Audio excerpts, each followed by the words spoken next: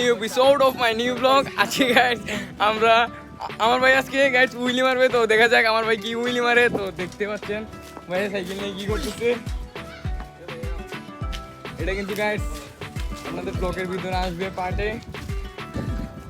আর guys ভিডিওটি ভালো লাগলে লাইক করবেন। আর এটা হচ্ছে আমাদের সাফা ভাই, এ ভাই ফাহাদ, এটা হচ্ছে আমাদের রিফাত। তো ভাইয়া যে উইলি মারে আমরা একটু পরেই দেখতে পাবো।